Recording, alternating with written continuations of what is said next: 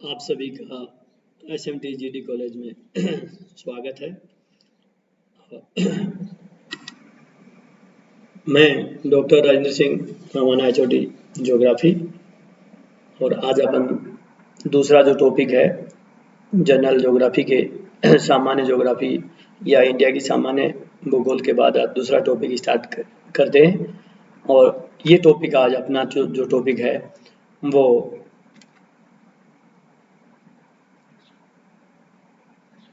ये टॉपिक रहेगा।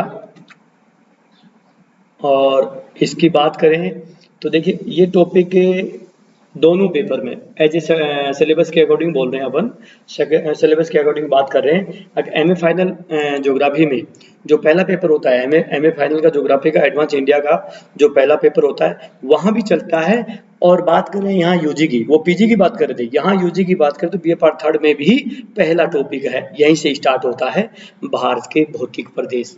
यानी भारत का सामान्य जो परिचय की बात आ जाती है, इंट्रोडक्शन की बात आ जाती है, उसके बाद पहला जो टॉपिक होता है वो भारत के भौतिक प्रदेश कहते हैं। यानी इंडिया के फिजिकल जो डिवीजन होते हैं वो इंडिया के फिजिकल डिवीजन किस प्रकार है। तो देखिए मैं इससे पहले थोड़ी सी बातें आपको, आपने पूरा भारत के बारे में जानकारी ली। पहले वाले टॉपिक में अपन बात कर रहे थे भारत है या इंडिया है या हिंदुस्तान है। अब उसकी बात करें तो ये भारत के भौतिक प्रदेश की बात आती है। यहाँ हम भौगोलिक दृष्टि से बात कर रहे हैं, अब ज्योग्राफिकल दृष्टि से बात कर रहे हैं। और ज्योग्राफिकल दृष्टि से बात करें तो इंडिया के ज्योग्राफिकल डिवीजन किस रूप से हैं, फिजिकल डिवीजन किस रूप से हैं। तो सबसे पहले मैं बात ये करता हूँ, भारत के जब बात आती है भौतिक प्रदेश, चाहे MA फाइनल की बात करें चाहे BA फाइनल की बात करें, इन दोनों में पहला टॉपिक चलता है ये।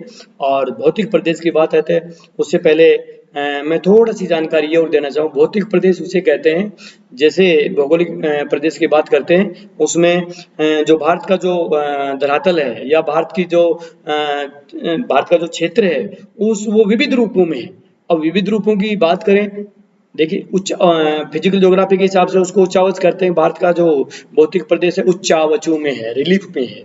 अब रिलीफ की बात करें तो कहीं पर्वत है, कहीं पठार है, कहीं मैदान है, कहीं तटीय प्रदेश हैं, कहीं सागरीय गर्त है।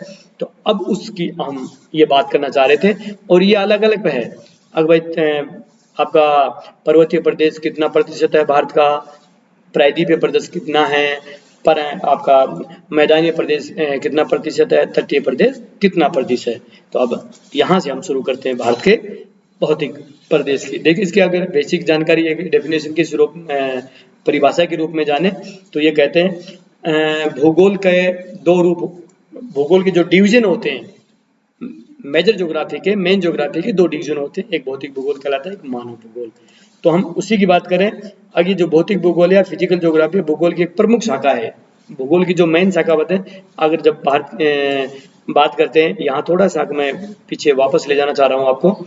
इसमें बात ये करते हैं भूगोल, और जब भूगोल की बात आती है तो भूगोल के दो हैं, भौतिक भूगोल, मानव भूगोल। तो ये फिजिकल ज्योग्राफी है, ये मेजर शाखा है, यानी कि 80 and 20 80% फिजिकल ज्योग्राफी है अपने आप में भूगोल में से। तो भूगोल की एक प्रमुख शाखा है जिसमें पृथ्वी के भौतिक स्वरूपों का अध्ययन किया जाता है। यानी जो पृथ्वी है उसके भौतिक स्वरूप, यानी जो फिजिकल जो स्वरूप है विविध, अब चाहे वो पर्वत है, पठार है, मैदान है, सागर तटीय प्रदेश है, उनका अध्ययन किया जाता है। ये धरातल पर अलग अलग जगह पाई जाने वाली भौतिक परिघटनाओं के वितरण, यानी परिघटनाएं भाई भूगर्भिक संरचना कैसी है, उसकी चट्टानें कैसी हैं, वहाँ इस प्रकार की कौन से काल की हैं चट्टानें, कौन से युग की चट्टानें, तो परिघटनाओं के वितरण की व्याख्या व अध्ययन करता है। साथ ही यह बात करें, अगर यह भूविज्ञान, जब आप कहते हैं जियोलॉजिकल साइंस, मौसम विज्ञान, जब क्लाइमेट की बात करते हैं, मौसम विज्ञान की बात करते हैं, जंतु विज्ञान की बात करते हैं, रसायन विज्ञान की बात करते हैं, उन सभी से जुड़ा हुआ है ये।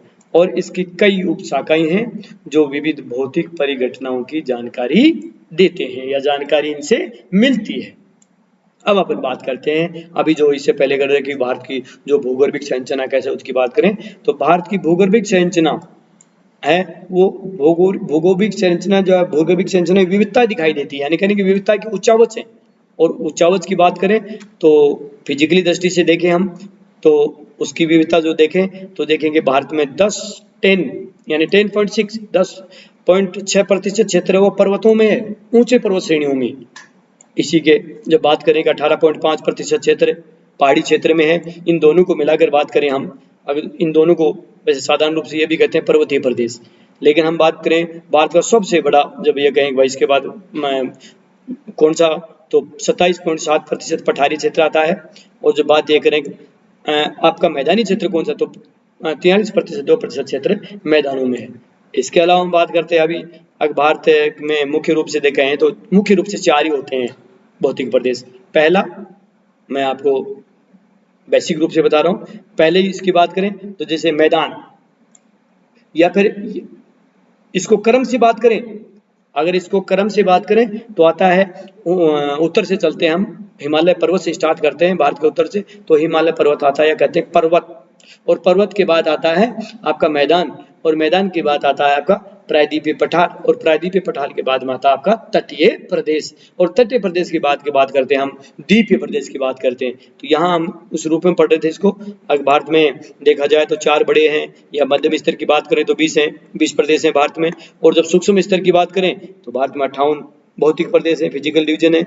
अब हम इसको डाटाज के रूप में इसको थोड़ा अलग क्लैसिफिकेशन करें तो भारत का जो देखें, भारत का भौतिक प्रदेश मैदान होता है, जो समतल है वो 43.2% है जब मैदान की बात करते हैं, तो 43.2 जब हम बात करते हैं पर्वत की बात करते हैं तो देखिए पर्वत की अभी बात करें तो 10.6% है, और जब बात हम पहाड़ी इसी की बात करें तो 18.5% है, जब पठारों की बात करें तो 28.7% क्षेत्र है।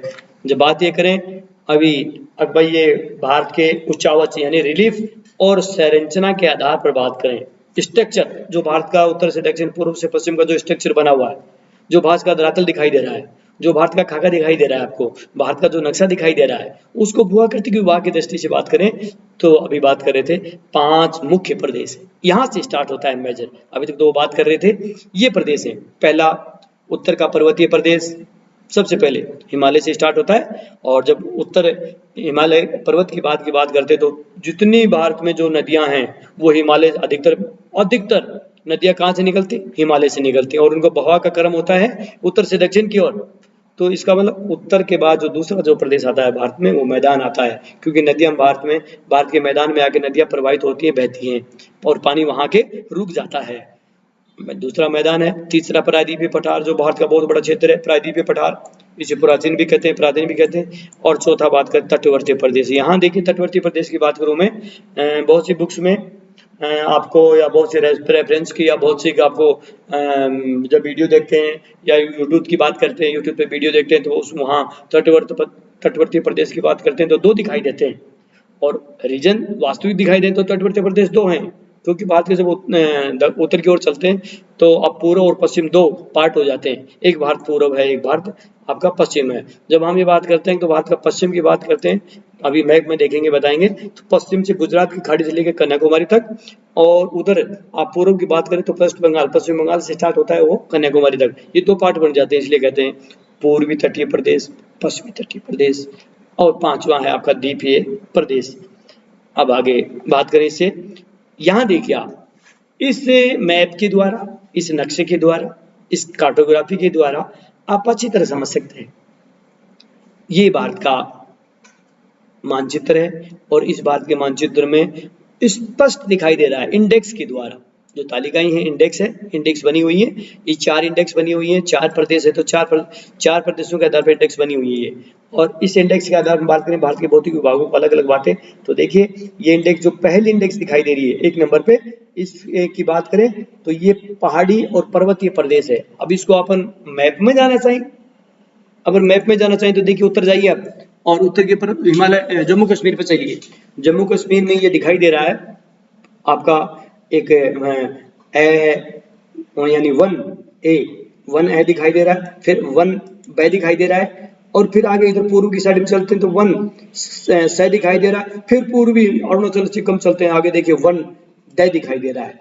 ये जो क्षेत्र है, ये जो हाईलाइट है पूरा, ये जो पूरा हाईलाइट दिखाई दे रहा है आपको, कहां से, जम्मू कश्मीर से लेके और लास्ट में वहां तक, ये जो हाईलाइट है, ये स्थलाकृति की बात करें तो एक तलवार की भांति एक स्थलाकृति है, तलवार की भांति पूरी, और इसे कहते हैं पर्वतीय प्रदेश। ये है भारत का पहला भौतिक विभाग, इसे कहते हैं पर्वतीय प्रदेश।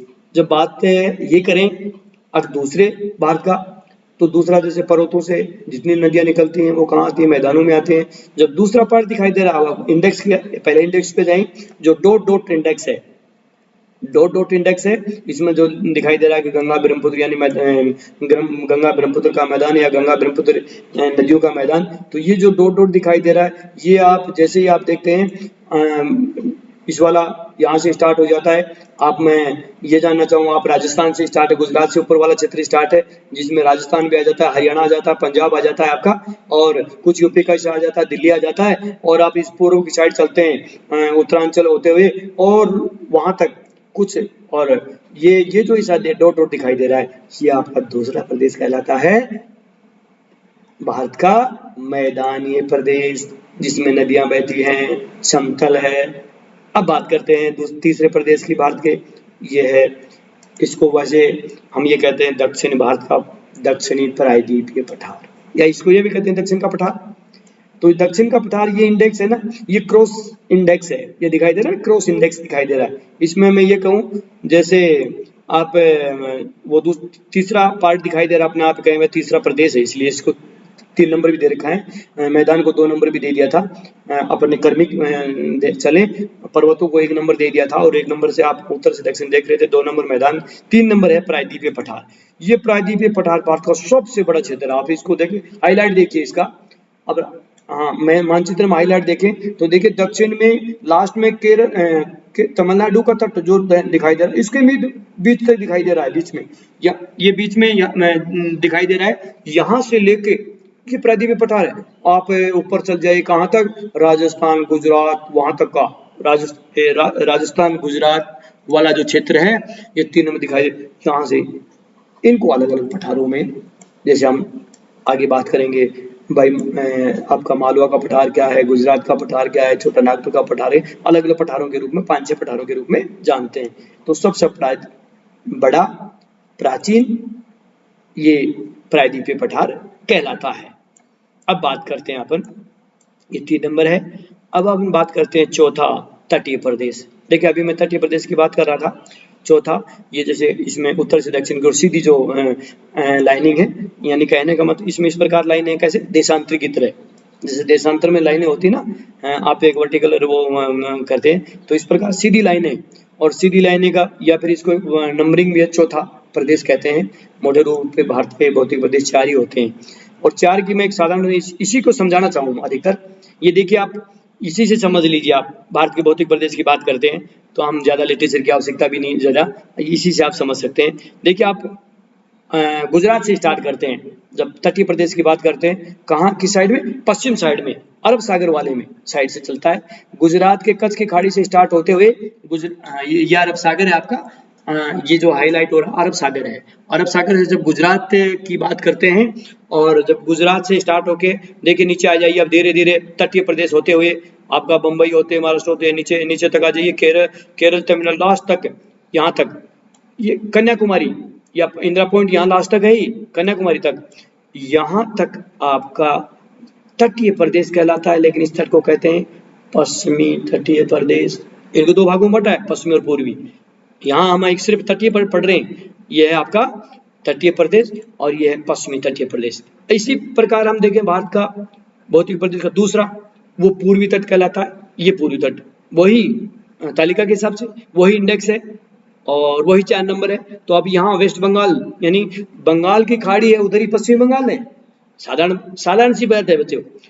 आप कई बार कंफ्यूज हो जाते हैं कि साहब अरब सागर किधर है, बंगाल की खाड़ी है। मैं तो इतना जानता हूँ, अरब सागर की बात करें तो अरब सागर जितने अरब कंट्री हैं ऊपर, अफगानिस्तान, पाकिस्तान, जैसे इंडिया की बात करते हैं, गुजरात से ऊपर की बात करते हैं, ये खाली जो जगह है, जो ये 3 नंबर का जो पॉइंट दिखाई दे रहा है आपको, अपन 3 नंबर पर, ये जो खाली जगह पड़ी है, ये खाली जगह कहाँ किसकी, यहाँ सब अरब कंट्री है, भारत से जुड़ा हुआ, पाकिस्तान, अफगानिस्तान, तुर्किस्तान, और इस अरब कंट्री के नीचे क्या है, अरब सागर है। सबसे इससे बढ़िया कोई मतलब वो नहीं मिलेगा आपको इसका, अरब सागर को जानने के लिए। कहाँ है, बहुत से बच्चे जानते हैं अरब सागर का।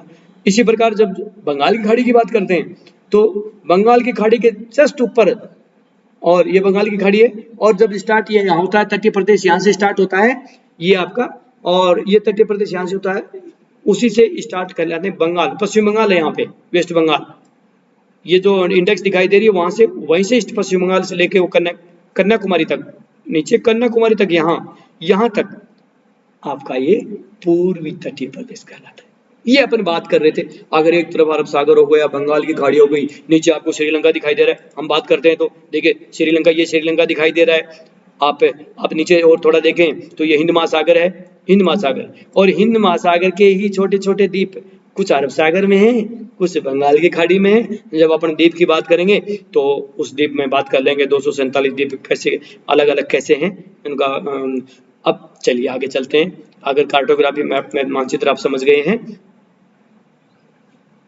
ये देखिए आप, पहला है आपका, इसका लिटरेचर की बात करें तो भारत का उत्तर पर्वतीय क्षेत्र, इसको मैं थोड़ा सा ब्रीफ से जानकारी देना चाहूँ। ये भारत की उत्तरी सीमा पर विश्व की सबसे ऊंची और पूर्व में यानी पूर्वी पश्चिम में सबसे बड़ी पर्वतमाला है। यानी भारत की बात करें सबसे ऊंची और बड़ी पर्वतमाला है। ये विश्व की न्यूनतम मोड़दार पर्वत श्रेणी भी कहते हैं। हिमालय पर्वत को सबसे विश्व की न्यूनतम मोड़दार पर्वत श्रेणी भी कहते हैं, और भारत के 5 लाख वर्ग किलोमीटर क्षेत्र में फैली हुई है। जब इसकी यह कहेंगे हम लंबाई कितनी है, तो लंबाई इसकी पूर्व से लेकर पश्चिम तक 2.5 हजार किलोमीटर से लेकर, और उत्तर से पश्चिम में 160 से 400 किलोमीटर तक। इसी प्रकार ये करीब पर्वतमाला की औसत ऊंचाई क्या है, 6000 मीटर। यानी जो बड़ी ऊंची पर्वतमाला है वो इसी में दिखाई देते हैं। ये कहते हैं, कहने का मतलब सारी इसी श्रेणी में, और औसत है 6000। इसके उत्तर में तिब्बत का पठार है। जब हिमालय की बात करें, उत्तर में तिब्बत का पठार है, तिब्बत कंट्री है वहीं पास में, उसका तिब्बत का पठार है। और दक्षिण में सिंध गंगा ब्रह्मपुत्र का मैदान है, अभी बात करेंगे आगे। और हिमालय पर्वतमाला सिंध नदी की मोड़ से, ये ध्यान रखें भाई। बहुत सी छात्र कई बार बात करते हैं, साहब हिमालय पर्वतमाला कहाँ से स्टार्ट होती है या हिमालय पर्वत कहाँ से शुरू होता है। तो यहाँ देखिए, ये बेसिकली ये चीज को ध्यान रखिए आप। सिंधु नदी के ध्यान रखिए, सिंधु नदी के मोड़ से प्रारंभ होकर ब्रह्मपुत्र नदी के मोड़ तक होता है। ये दोनों नदियों के मोड़ का जो बीच का स्थान होता है हिमालय पर्वत कहलाता है। और इसकी बात दूसरी लैंग्वेज में कहें, अगर ये इस पर्वतमाला का जो फैलाव है वो 22 डिग्री देशांतर रेखाओं के बीच में स्थित है।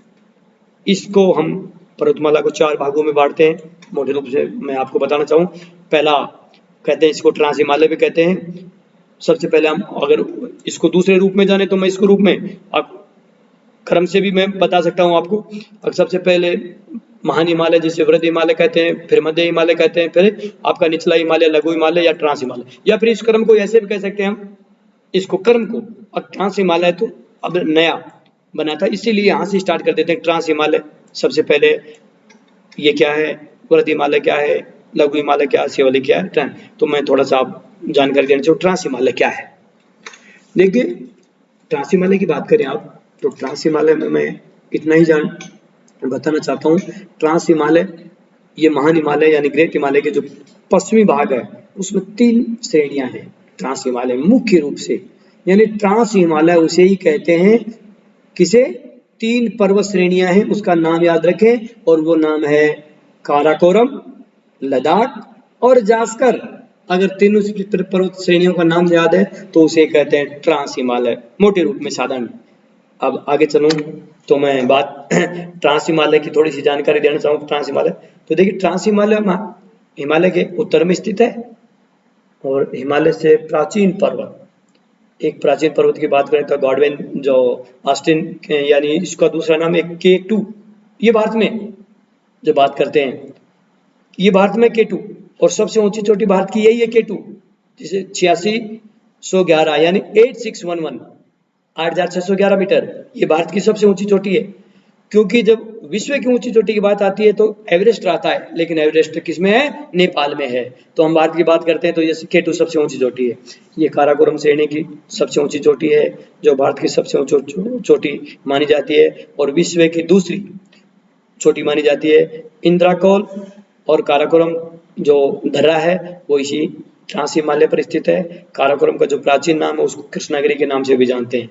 काराकोरम यूरेशियन प्लेट पर स्थित है। देखिए मैं थोड़ा सा यहाँ करूँ, यूरेशियन प्लेट क्या होती है, यूरोप महाद्वीप और आपका एशिया महाद्वीप दोनों को यूरेशिया कहते हैं, और जब प्लेट वेटनिक सिद्धांत की बात करते हैं तो वहाँ प्लेट वेटनिक सिद्धांत में आपने 6 बड़ी प्लेट और कुछ छोटी प्लेटें पड़ी हैं, तो वहाँ यूरेशियन प्लेट बहुत बड़ी आती है, यूरेशियन प्लेट आती है, तो ये काराकोरम श्रेणी यूरेशियन प्लेट पर स्थित है। तो यह काराकोरम पर्वत के उत्तर में पामीर पर्वत, यारकंद नदी, दक्षिण में शोक नदी, सिंधु नदी स्थित है, और भारत का सबसे बड़ा ग्लेशियर की बात करते हैं, ये कई बार आता है ग्लेशियर क्या होता है सबसे बड़ा, तो सियाचिन ग्लेशियर वो इसी पर्वत श्रृंखला में स्थित है। काराकोरम दर्रा भारत व चाइना के मध्य स्थित है। ये जो काराकोरम जो दर्रा है, जिसको काराकोरम दर्रा, ये कहाँ है, इंडिया और चाइना के मध्य स्थित है, और काराकोरम के पश्चिम में स्थित पर्वत चोटियां हैं। जब आगे चलें इसी क्रम में, तो लद्दाख काराकोरम के दक्षिण में तथा जम्मू कश्मीर के पूर्व में स्थित है। लद्दाख से सिंधु नदी बहती है। लद्दाख भारत के न्यूनतम वर्षा वाला क्षेत्र है। कम वर्षा अगर भारत में होती है तो लद्दाख में होती है, और सिंध नदी है वो लद्दाख पर्वत को काट के आगे बढ़ती है। यह नदी इस पर्वत को काट कर एक जलप्रपात का नाम आता है, उसे मैं कहता हूँ बूंजा ग्रोज बोलते हैं। जो बूंजा ग्रोज का निर्माण करती है लद्दाख की सबसे ऊंची चोटी, जब आप राखी कहते हैं तो राकापोसी के नाम से जाना जाता है। और इसी को एक बात नाम आती है, कई बार आती है कि हिमालय से इंडो सागपो जो सचर की बात आती है, तो इसको जौन द्वार या इसी द्वार के नाम से भी एक अलग करता है। अब मैं आपके इसी का जो दूसरा पार्ट है हिमालय पर्वत का, ट्रांस के बाद महान हिमालय भी कहते हैं, वृद्ध हिमालय भी कहते हैं, हिमाद्री भी कहते हैं, ग्रेट हिमालय भी कहते हैं। ये हिमालय की सबसे ऊंची चोटियों में आती है। इसकी जो औसत ऊंचाई 6000 मीटर अभी बात कर रहे थे, और सबसे ऊंची चोटी जो माउंट एवरेस्ट की इसी में आती है, जो नेपाल में है 8848। यहाँ कंफ्यूज मैं अभी दूर कर देता हूँ। बुक्स जो कंपटीशन की बुक्स हैं नई किसी की आ रही है, उनमें कहीं 8850 भी दिखाई देगा, 8852 भी दिखाई देगा। मैं यहाँ कंफ्यूज दूर करना चाहूँ, ये 8848 एक्चुअली दूरी है, लेकिन क्या होता है 50 और 52 कभी कई बार आता है, और 50-52 आता है तो क्या होता है वो मैं आपको इसका बेसिकली रीजन, जब शीतकाल आपका शीतकाल होता है, और शीतकाल होता है तो आइस जम जाती है, और बर्फ जमने के कारण चोटी उसकी बढ़ जाती है, बर्फ जम जाती है, तो कई बार क्या होता है, लॉजिकल है ये, ऊंची चोटी दिखाई देती है तो 50-52 की दिखाई दे, लेकिन जब ग्रीष्म काल आता है तो टेम्परेचर के द्वारा आइस पिघल जाती है, और पिघलने के कारण वो नीचे हो जाती है, तो औसत जो एक्चुअली है वो 8848 है। फिर भारत की बात करें तो कंचनजंगा 8558 मीटर है, इसी में नंगा पर्वत है, नंदा देवी है। और जब बात करूँ ये जो हिमाद्री या ग्रेट हिमालय की, तो इसकी अग्नि शैली इसमें कैसी पाई जाती है, इसके आंतरिक भाग में अग्नि शैली पाई जाती है, जो ग्रेनाइट और एक चट्टानों का नाम है ग्रोबो नामक चट्टानों के रूप में होती है। इससे हिमालय पर्वत का जो कहते हैं किनारा और शिखर यानी पार्श्व बोलते हैं, और शिखरों पर अवसादी शैलों का विस्तार है, और कश्मीर की जास्कर श्रेणी भी इसी का हिस्सा माना जाती है। कश्मीर में जास्कर श्रेणी वो इसी का हिस्सा मानी जाती है। अगर बात करें हम हिमालय की सर्वोच्च चोटियों की इसी में, तो माकुलू के नाम करते हैं, कंचनजंगा की बात करें, एवरेस्ट, अन्नपूर्णा और नामचा बरवा आदि पर्वत इसी में। मुख्य एक बात है इसी में कहना चाहें तो मैं ये कहूँ कि यह श्रेणी केंद्रीय क्षेत्र होता है, केंद्रीय क्षेप होता है, जो द्वार होता है मध्य हिमालय से अलग करता है, केंद्रीय जो सेंट्रल क्षेप को अलग करता है। हालांकि पूर्वी नेपाल में हिमालय की जो 3 श्रेणियां एक दूसरे से इसमें सटी हुई हैं। जब मैं बात तीसरे हिमालय की बात कर रहा हूँ, जिसे लघु हिमालय कहते हैं, या फिर ये कहीं से मध्य हिमालय भी कहते हैं तीसरे को, और इसकी बात करूं तो ये हिमालय, ये महान हिमालय जो ग्रेट हिमालय उसके दक्षिण में है और उसके समांतरकरण में है। और इसकी जब मैं चौड़ाई की बात करूं तो 80 से लेकर 100 किलोमीटर, और इसकी औसत ऊंचाई की बात करूं तो 1828 से लेकर 3000 के बीच पाई जाती है। और जो मैं इस श्रेणी में नदियों की बात करूं, नदियों द्वारा जो 1000 मीटर से भी अधिक गहरे जो गड्ढे और ग्रोज बने का निर्माण किया जाता है, उनमें उनकी बात करूं तो इसमें छोटी छोटी जो पर्वत श्रेणियां हैं, अगर इस पर्वत श्रेणी की तो मैं बात करूं, जैसे धौलाधारी की बात आती है, नागटिवा की, पीर पंजाल की, या महाभारत या मंसूरी आदि हैं, वो इसी में, या इसी रूप में मैं इस श्रेणी के जो निचले भागों में जब बात करूं कि भारत के जो कई बार बात आती है, और ये क्लाइमेट के हिसाब से बात करूं, जलवायु के हिसाब से बात करूं, या भारत की कई बार कहते हैं मूवी बनती है यहाँ, बात की मूवी भी यहाँ बनाई जाती है। लोग अपना ग्रीष्म काल में जो अवकाश है या आराम करने के लिए जो जाते हैं, जैसे शिमला है, मंसूरी है, नैनीताल है, चक्राता है, रानीखेत है, दार्जिलिंग आदि यहाँ पर स्थित है। इसकी बात करूँ, लघु हिमालय की बात करूँ तो विस्तृत घाटियां हैं, इनमें कश्मीर घाटी है, नेपाल है, काठमांडू और आदि घाटी इसी में स्थित हैं। बात करूँ मैं आगे, इसी श्रेणी के ढालों पर मिलने वाले छोटे छोटे जो घास मैदान को जम्मू कश्मीर में मृग के नाम से या सोनमर्ग या गुलमर्ग के नाम से भी जाना जाता है। अब मैं बात करना चाहता हूँ हिमालय की चौथी श्रेणी, जिसे शिवालिक कहते हैं या इसे निचला हिमालय भी कहते हैं, शिवालिक श्रेणी। ये हिमालय के सबसे दक्षिण में है, इसे बाह्य हिमालय भी कहते हैं और दक्षिण श्रेणी होने के कारण लघु हिमालय भी कहते हैं। और ये पूर्व पश्चिम दिशा में फैली हुई है। इसकी औसत ऊंचाई 900 से 1200 मीटर है, लेकिन चौड़ाई 10 से लेकर 50 किलोमीटर है। इसका जब मैं विस्तार की बात करूं तो पाकिस्तान के जो पोटवार पठार से लेके पूर्व में कोसी नदी तक ये आपका फैला हुआ है।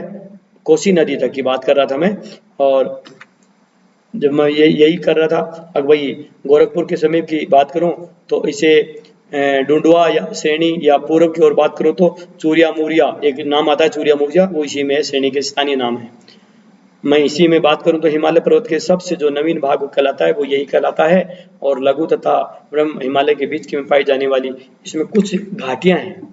जैसे मैं बात करूं, घाटियों को अलग अलग नाम से जानते हैं इसमें। अगर पश्चिम में बात करूं तो अलग नाम से, पूर्व में बात करूं तो अलग नाम से। जैसे पश्चिम में दून, अब मैं दून की बात करूं तो पाटिल दून के नाम सुना होगा आपने, देहरादून का नाम सुना होगा आपने, केतुर दून का नाम सुना होगा। मैं द्वार की बात करूं तो हरिद्वार आदि इसके उदाहरण है। जब मैं बात ये करूं, हिमालय पर्वत श्रेणी की दिशा में असम से लेकर पूर्व से उत्तर पूर्व हो जाती है, लेकिन नामचा बरचा के आगे ये श्रेणी दक्षिण दिशा में मुड़कर पटकोई, नागा और मणिपुर और लोसाई और अराका यामो आदि श्रेणियों के रूप में स्थित है, जो भारत के म्यांमार के मध्य सीमा बनाती है। या शिवालिक को जम्मू में जम्मू पहाड़ी, अरुणाचल प्रदेश में डफला के नाम से, गिरी के नाम से, अवोरा के नाम से और मिसमी के नाम से पहाड़ियों को जानते हैं। ये कभी कंपटीशन में आ जाता है, क्या है आपका डफला, क्या है ये कई बार डफला क्या है, डफला किसे कहते हैं, कौन सी पर्वत श्रेणी में आता है, गिरी क्या है, तो ये कई बार कंपटीशन के आ जाता है। अब आप बात करते हैं मैं मुख्य रूप से हिमालय के जो दर्रे होते हैं, तो मैं अभी 4 दर्रों की बात करूं। जैसे काराकोरम, हम पहली बात करें, काराकोरम दर्रा है, शिव किला दर्रा है, नाथुला दर्रा है, नाथुला दर्रा। और फिर बात करूं मैं, देखिए ये हाईलाइट, ये आपको जो हाईलाइट दिखता है, अब भाई ये काराकोरम श्रेणी और ये 4 श्रेणी आपको शिव किला और नाथुला दर्रा और ये बॉम डीला दर्रा, ये 4 दर्रे हैं, ये मुख्य रूप से दिखाई देते हैं। और जब आगे बात करेंगे, नदियों ने हिमालय क्षेत्र को 4 प्रमुख प्राकृतिक बाधाओं, प्राकृतिक जो बोलते हैं आप, प्राकृतिक भागों में विभाजित करने के लिए, तो पहला है कश्मीर या पंजाब हिमालय। तो ये कश्मीर की बात करें, पंजाब की करें, सिंध और सतलज नदी है इसमें। और पीर पंजाल श्रेणी की बात करें, वह जास्कर इसी का भाग है। जब मैं कुमायूं हिमालय की बात करें तो सतलज और काली नदी है, और इसकी बात करूं तो यहाँ नंदा देवी और कामेट और केदारनाथ है। जब मैं नेपाल हिमालय की बात करता हूँ तो यहाँ काली और तिस्ता नदी है, और इस पे बात करूँ तो एवरेस्ट और कंचनजंगा और मागोलू पहाड़ियाँ हैं। जब मैं असम हिमालय की बात करूँ तो तिस्ता नदी और दिहांग है, और यहाँ सांगपो और ब्रह्मपुत्र आपको नदी है। जब मैं बात करूं आगे, इसे देखिए पहला पार्ट पूरा हो गया है, ये कहीं हिमालय सबसे बड़ा पार्ट कहलाता है। अगर एक एक पर्वतीय प्रदेश, दूसरा मैदानी प्रदेश, में मैदानी प्रदेश की बात करना चाहूँ मैं आपको, तो देखिए मैदानी प्रदेश की बात करूँ तो ये मैदानी प्रदेश, इसको थोड़ा ब्रीफ में जाने तो ये हिमालय के प्रायद्वीपीय पठार के बीच का भाग है। और हिमालय के निर्माण के समय शिवालिक के दक्षिण में एक खाई का निर्माण हो गया था, जिसमें नदियों द्वारा लाई गई अवसादों को निक्षेप से भारत के उत्तरी मैदान, जो आपका भारत का उत्तरी मैदान का निर्माण हुआ है। यह मैदान पश्चिम में सतलज नदी से लेके पूर्व में ब्रह्मपुत्र नदी के लगभग 2,500 किलोमीटर की लंबाई में फैला हुआ है। और इसकी जब मैं चौड़ाई की बात करूँ तो 150 किलोमीटर से लेकर 300 किलोमीटर तक है। इसका निर्माण नदी द्वारा लाई गई जलोढ़ों से, जो जलोढ़ नदी के साथ बहते हैं, और ये इसलिए कि ये भारत के सर्वाधिक उपजाऊ क्षेत्र, उपजाऊ मैदान कहलाता है, उपजाऊ प्रदेश कहलाता है। और इस मैदान की पुरानी जलोढ़ को बांगर कहते हैं, यानी पुरानी मिट्टी को, पुराने क्षेत्र को बांगर, नवीन मिट्टी को, नवीन क्षेत्र को नवीन खादर कहते हैं। पश्चिम से पूर्व की ओर ये मैदान की चौड़ाई कम होती जाती है। इसी की बात करें तो भारत के उत्तरी मैदान को वृहद रूपों में बात करें तो जैसे 2 भाग है, गंगा यमुना का मैदान और ब्रह्मपुत्र का मैदान। बात यही करते हैं।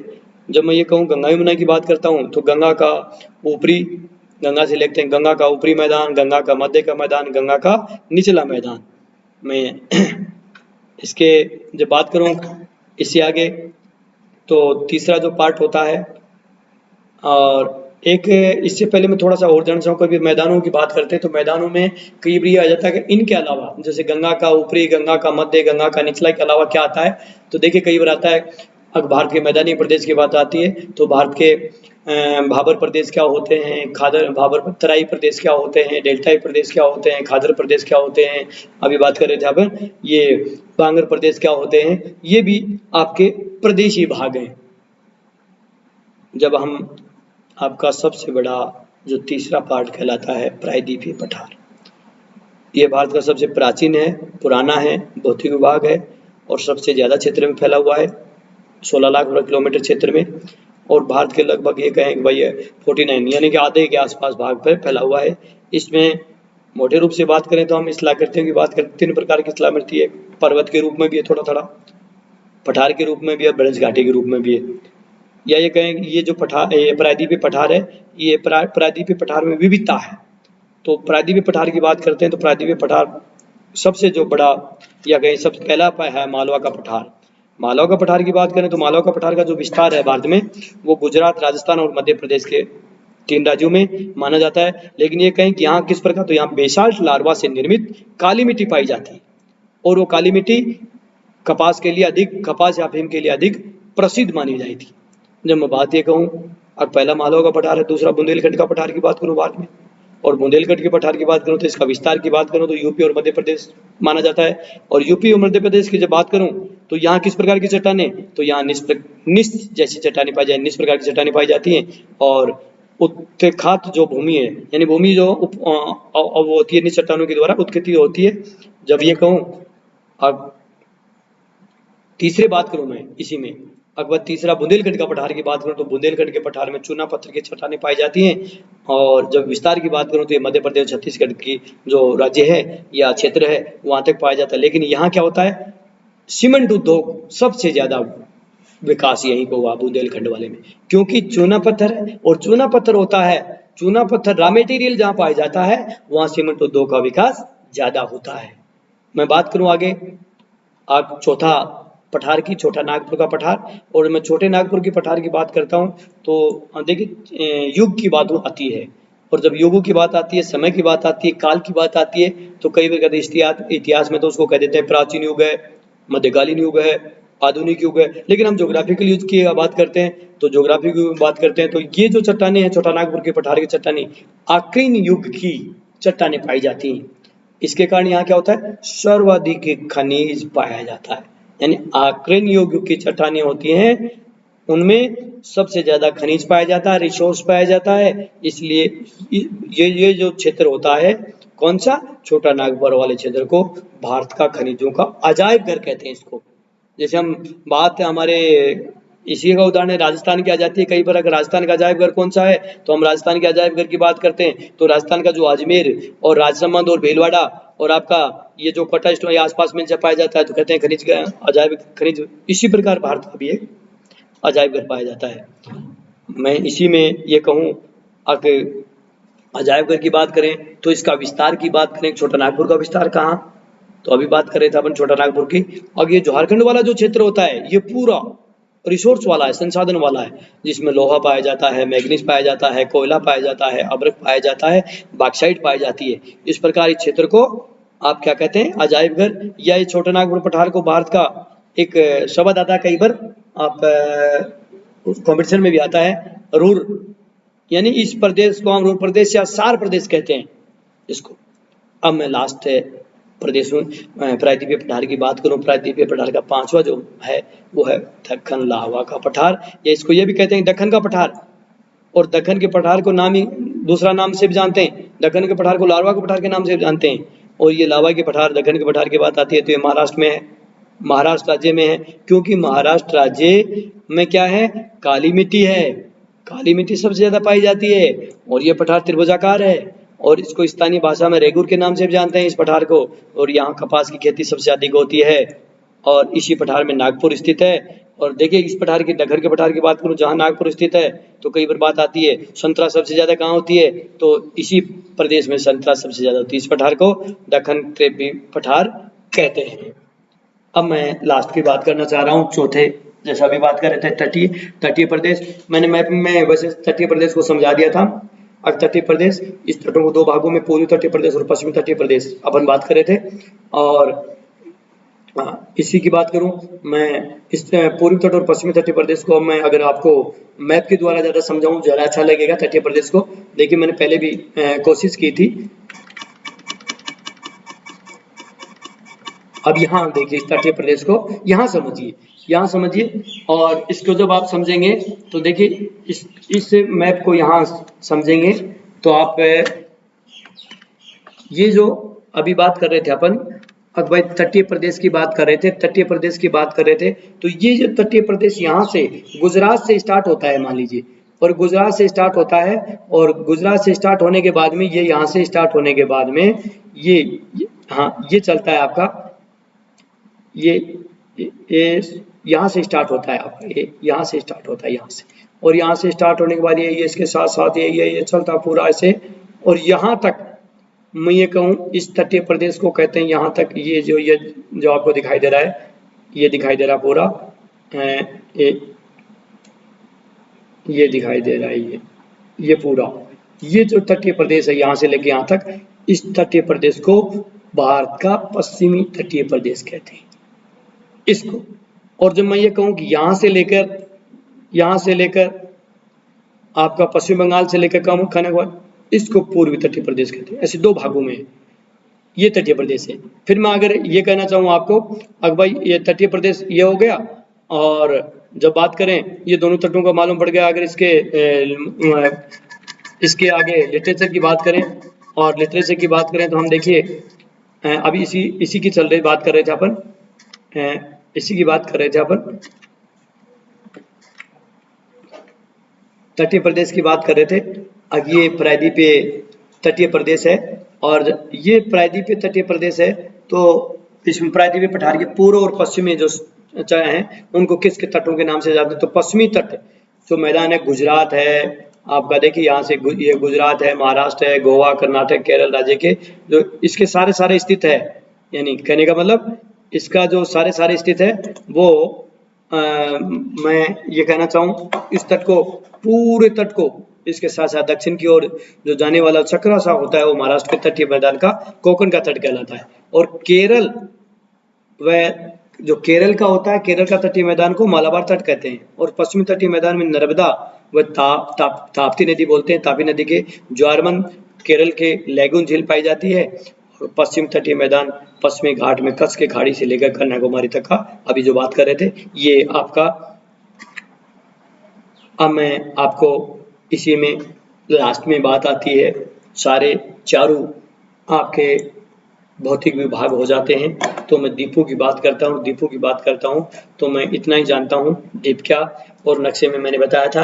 अब भाई जब नक्शे के आधार पर मैं जानना चाहूँ इस द्वीप को आप छोड़ दीजिए, लेकिन आप इसका थोड़ा सा लिटरेचर देख लीजिए। ये जो केरल तट के पश्चिम में अनेक छोटे छोटे द्वीप पाए जाते हैं जिन्हें सम्मिलित रूप से लक्षद्वीप कहा जाता है, लेकिन इन द्वीपों की उत्पत्ति स्थानीय आधार पर हुई और इनमें अधिकांश प्रवाल द्वीप हैं। लेकिन बंगाल की खाड़ी में स्थित देखे जाए तो द्वीपों को सम्मिलित रूप से अंडमान निकोबार द्वीप समूह कहा जाता है। ये द्वीप आकार में बड़े होने के साथ साथ ये कहें आखिर ये कुछ अधिक होते हैं, इनमें से कुछ द्वीपों की उत्पत्ति ज्वालामुखी क्रिया से हुई है, जबकि अन्य द्वीपों का निर्माण पर्वतीय चोटियों के सागरीय जल में डूबने से हुई है। और जब बात का सबसे दक्षिणी जो बिंदु आपका इंदिरा पॉइंट है कहा जाता है, वो 2005 में आई सुनामी के कारण डूब गया था और ग्रेट निकोबार द्वीप में स्थित था। तो अभी जो जैसे बात कर रहे थे द्वीपों की बात करें, एक अरब सागर और एक बंगाल की खाड़ी की बात कर रहे थे। अगर आप अरब सागर और बंगाल की खाड़ी की आप नक्शे के द्वारा भी देखें तो देखिए, मैं नक्शे से मैं आपको दोबारा इनमें बता देता हूँ नक्शे के द्वारा। अब इसमें दोनों में अलग अलग जब मैं ये कहूँ आपको, अगर अरब सागर में कितने होते हैं, बंगाल की खाड़ी में द्वीप कितने होते हैं, देखिए अगर यहाँ ये लक्षद्वीप वाला है और लक्षद्वीप में अरब सागर है आपका, यहाँ ये वाला पार्ट कौन सा आपका पश्चिमी वाला पार्ट अरब सागर है। जो मैं अरब सागर की बात करूं, दोनों में कुल मिलाकर 247 होते हैं। लेकिन जब मैं सिर्फ अरब सागर की बात करता हूं तो 43, ये वाला जो है इसको 43, ये इस डीप में आप बात करें, यहाँ आप बात करें ये अरब सागर है, और इसमें बात करें आप यहाँ तो सिर्फ 43 डीप पाए जाते हैं, यहाँ 43,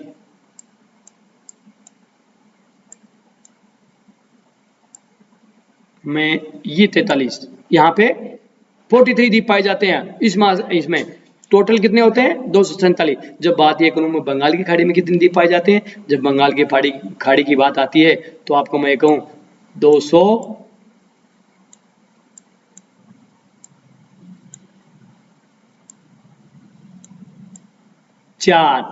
और जब संख्या टोटल दोनों की बात करते हैं तो 43 और 247 छोटे मोटे द्वीप पाए जाते हैं। लास्ट में क्या होता है, जब कोई टॉपिक होता है तो टॉपिक के कुछ क्वेश्चन बन जाते हैं और वो कंपटीशन के हिसाब से भी काम आते हैं आपके। और देखिए मैंने कोशिश की है, ये कुछ मैंने क्वेश्चन निकालने की कोशिश की है। जब मैं आपको ये कहूँ 2 4 5 क्वेश्चन निकाले मैंने जो काम आएंगे आपके। पहला क्वेश्चन है कश्मीर घाटी तथा डल झील किसके बीच स्थित है। कई बार आ जाता है कश्मीर घाटी और डल झील किस पर स्थित है, वृद्ध हिमालय और पीर पंजाल। ठीक है, अब मैं बात करना चाहूँ या पश्चिमी ये कहें कि वृद्ध हिमालय पीर पंजाल या करेवा क्या है, ये बात आ जाती है। करेवा क्या है, दूसरा क्वेश्चन की बात आती है, ये क्या है, तो ये करेवा की बात आती है तो हिमनद, गाद, संगन रेत, चिकनी मिट्टी या दूसरे पदार्थों का हिमोड या मोटे परत के रूप में जमा, यानी टोटल इसकी ये बात करें मुख्य रूप से कि ये जो तलछट होता है, कचरा होता है, नदी जब बहती है, नदी पानी बहता उसके साथ जो चलता है उसे करेवा कहते हैं।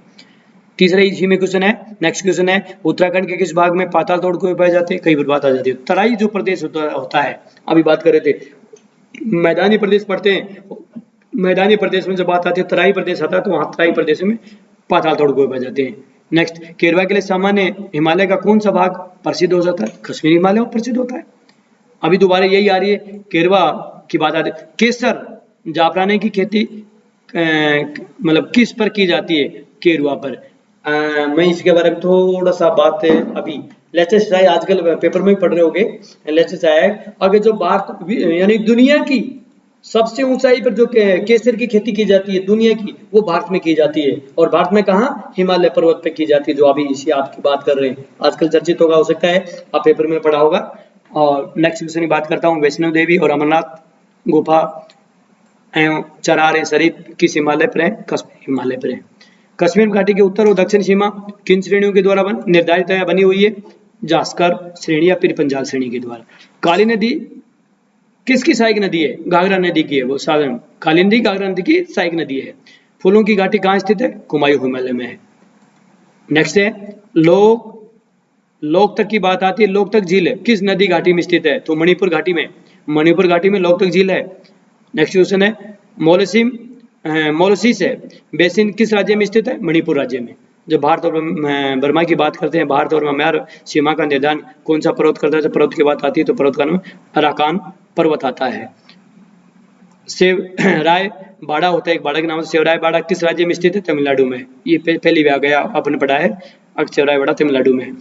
लद्दाख और तिब्बत के बीच संपर्क संभव हो पाता है, मतलब कैसे संपर्क होता है या कैसे संभव हो पाता है दोनों का बीच का जो आना जाना, एक चांगला, इमला और लैंकला तथा तस्काला दर्रा है, यानी कि ये दर्रे हैं, इन दोनों से आपस में आना जाना संपर्क बनाता है।